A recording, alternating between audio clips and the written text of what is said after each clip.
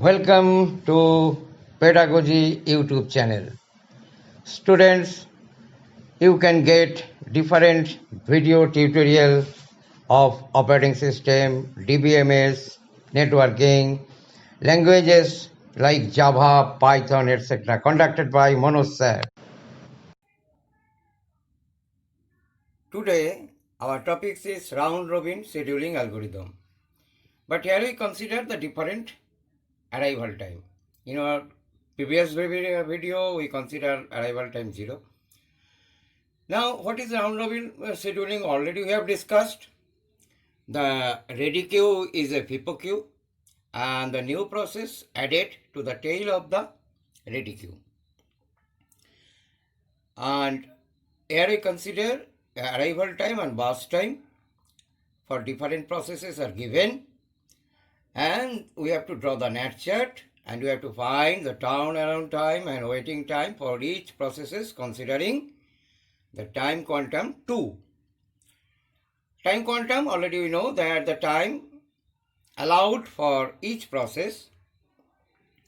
Up to that quantum, a process can't execute, and if the time quantum elapses, the process is preempt from the CPU, another process gets chances. So, first we will understand the ready queue contents for different time of quantum. Then we will go for NAT chart. So, what are the, from the table, actually flowchart is given, select a process from ready queue, execute the process either quantum time or till burst time over, whichever is less. And the right hand side, I draw in different kind of diagram, actually nothing but a NAT chart. Here we follow the queuing system and time starts from T0. So, whenever process 1 comes, that means process P1, its total burst time required 4, but it arrives at time 0. At that time, no process are in the ready queue at all, because at the time 0, only process P1 is in the ready queue. Then the process P2 will arrive at time 1. So, at the here our time quantum is 2, so after time quantum 2, at that time P3 also arrived.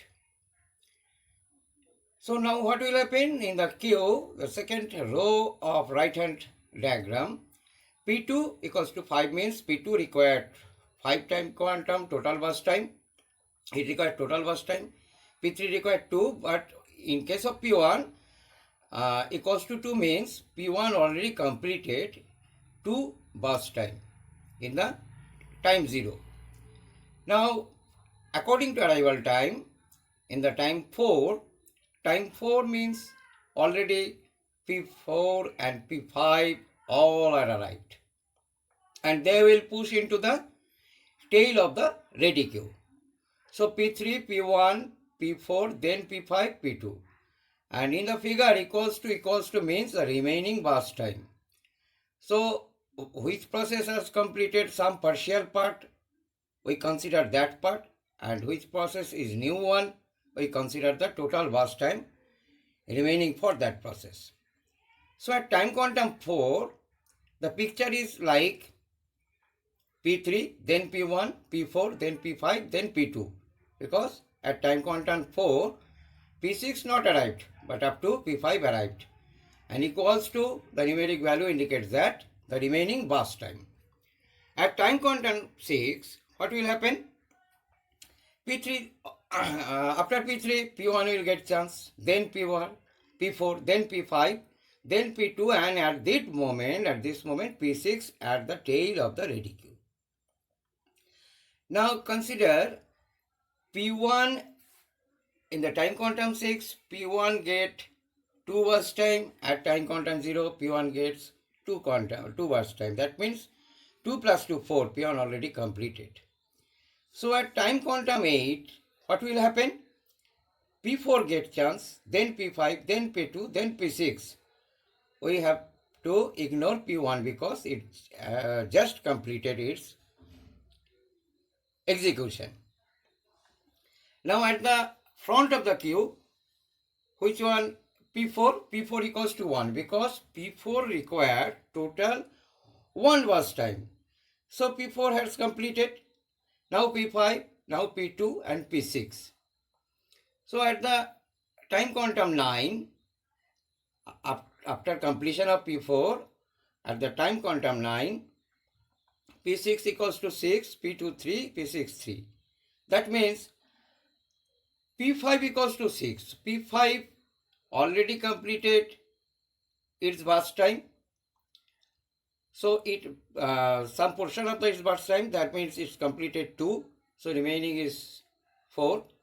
And at the time quantum 11, the picture is P2 is front, then P6, then P5. Now P6 allocated, P6 is equals to 3 and P5 4, P2 1. So P6 will get chance 2. That means at the tail of the queue, P6 equals to remaining burst time 1. And at time quantum 15, P5 gets again 2 time quantum. Then time quantum 17, P2 will get chance, then P6, then P5 equals to remaining 2 time quantum. Now at the time quantum 18, what will happen? At the time quantum 18, at the time quantum 18, P2 has already completed. So P6 1 and P5 2. Now at the time quantum 19, what will happen? Only P5 have to execute because P6 at time quantum 18, P6 has total completed its execution. So this is the total time quantum deviation between different processes considering the time quantum for provided by as 2. So now we have to calculate what? We have to calculate the waiting time and we have to calculate from the table we can draw the net chart very easily. So P1, then P2, then P3, again P1, again P4, again P5. You can just draw the net chart, but in case of complicated problem, if you draw like this, that means the table. So net chart will be very simple because from the net chart, we will find all the calculations. So again, I am copying the net chart here. So we have to calculate turnaround time and waiting time.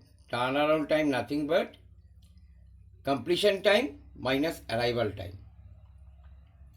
So in the net chart, it is very clear for all the process that we can get the completion time. So first in the fourth column, just I am writing the different completion time. See, for process P1 8, because at the time quantum wait, P1 completes its task. At time quantum 18, P2 completes. Similarly for 6, P3 completes, and 9, 21, 19 for P4, P5, P6 respectively. Now if we exactly write the completion time, then the turnaround time is very simple because completion time minus arrival time, already in the second column, arrival time is given according to our problem. So 8 minus 0, 8, 18 minus 1, 17, 6 minus 2, 4, 9 minus 3, 6, 21 minus 4, 17, and 19 minus 6, 13. So turnaround time complete. Now average turnaround time nothing but the sum of all turnaround time, then divided by number of process. Here number of process is 6. And already we know the formula of waiting time. So I think up to this, after drawing the net chart, turnaround time and waiting time is very easy to calculate. The main task is to draw the net chart. So before doing into details, before going into further, first just draw the net chart. Look, waiting time for P1, 6 minus 2 equals to 4. Because first time P1 no waiting time, second time P1 waits from T and it gets chance at 6. So 6 minus 2, 4. Similar for process P2, it waits, first time it waits 11 minus 4, first time it waits, then 17 minus 13, then waits 1. That means 12. So consider all the process in the similar way. For process P3 waits how many times? P3 arrived at 2 and it gets chance, P3 arrival time 2, and from the net chat P3 get chances 4. So 4 minus 2 and P3 completes at the first iteration, so no further waiting time. For P4 arrived at 3 and first time P4 gets chance at 8, so that means 8 minus 3, 5, and P4 completes its task at the first iteration, only it requires only one iteration. Similar for P5, first time 15 minus 11, because P5 first gets chance at completes its chance at 11, and from 11 to 15 it waits. So 15 minus 11, then it waits until 17 and gets chance at 19. So 19 minus 17 again, and another is 9 minus 4, because P4 completes its chance 9 and arrived at 4. So 9 minus 4, that is 11. In the same way, we calculate P6, which is 18 minus 5, then 13 minus 6 equals to 10. Already we have done almost this problem. Now just do the sum and divide it by the number of process. So I think up to this you have no questions. But if you find any kind of confusion, any kind of problem, any kind of explanation problem, so you can write in my chat box.